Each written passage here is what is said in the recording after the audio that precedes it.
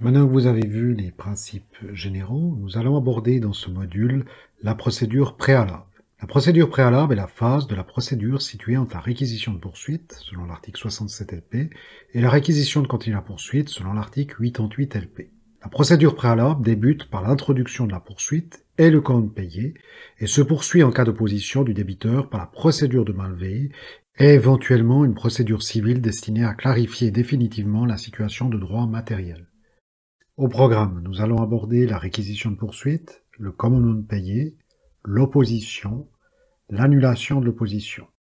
Au terme de ce module, nous aborderons les points clés à retenir. Après avoir suivi ce module, vous serez donc en mesure d'identifier les étapes clés de la procédure préalable, d'analyser les conséquences de la notification du compte payé, de distinguer les procédures d'annulation d'opposition et de s'entraîner avec des cas pratiques pour l'examen.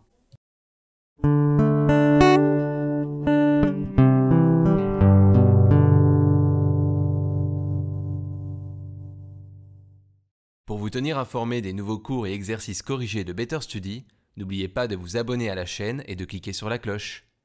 Voici une vue schématisée de la procédure préalable que nous allons voir en détail ensemble. Tout d'abord, la procédure préalable débute par la réquisition de poursuite faite par le créancier, qui donnera lieu ensuite à l'établissement d'un commandement de payer établi par l'office des poursuites compétent, et le débiteur qui recevra ce commandement de payer a trois possibilités. Soit il paye la dette réclamée par le commandement de payer, ou il forme opposition, ou il ne fait rien. S'il y a opposition, le créancier devra requérir la procédure de malvé. Et cette procédure préalable se clôt par la réquisition de continu de la poursuite qui pourra être déposée, soit si le créancier a obtenu gain de cause dans la procédure malvée, ou si le débiteur ne s'est pas acquitté du montant réclamé par le commandement de payer dans le délai. Vous vous préparez aux examens du brevet dans une autre école que Better Study? Vous avez besoin de consolider certaines notions à votre rythme et au moment qui vous convient le mieux? Demandez dès maintenant votre essai gratuit sur betterstudy.ch. La réquisition de poursuite est l'acte par lequel le créancier initie la poursuite. La réquisition de poursuite doit être adressée à l'office des poursuites du fort de la poursuite. Le créancier peut requérir la poursuite en remplissant un formulaire de réquisition de poursuite. L'emploi du formulaire n'est cependant pas obligatoire, et une réquisition par lettre est suffisante si elle comprend les éléments essentiels de l'article 67 LP. La réquisition peut être adressée à l'office par écrit ou verbalement. En cas de réquisition orale, c'est à l'office des poursuites de dresser un formulaire et de le faire signer par le créancier. L'article 67 LP énonce les indications devant figurer dans la réquisition adressée à l'office des poursuites, en particulier des indications sur l'identité et la représentation des parties. Les éléments nécessaires sont le nom et domicile du débiteur. Le débiteur doit être désigné avec précision pour permettre à l'office des poursuites de procéder à la notification du commandement de payer. Nom et domicile du créancier.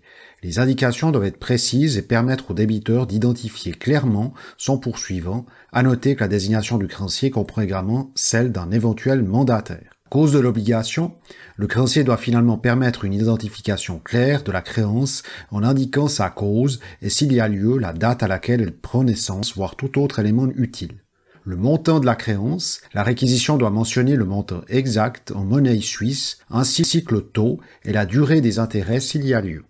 La réquisition de poursuite a trois effets. Elle contraint l'office des poursuites à inscrire la réquisition de poursuite dans le registre des poursuites qui peut être consulté aux conditions de l'article 8A LP. Elle contraint l'office des poursuites à adresser dès réception de la réquisition de poursuite un commandement de payer au débiteur selon l'article 69 alinéa 1 LP.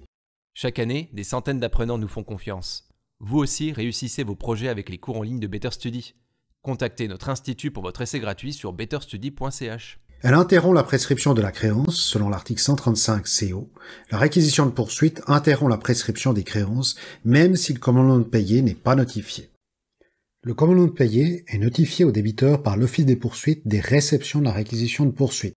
Il s'agit d'un délai d'ordre dont la violation peut faire l'objet d'une plainte à l'autorité de surveillance pour retard injustifié. Le commandement de payer est un acte de poursuite consistant en une sommation de l'office obligeant le débiteur à se déterminer sur la créance mise en poursuite, soit de payer la créance ou de faire opposition.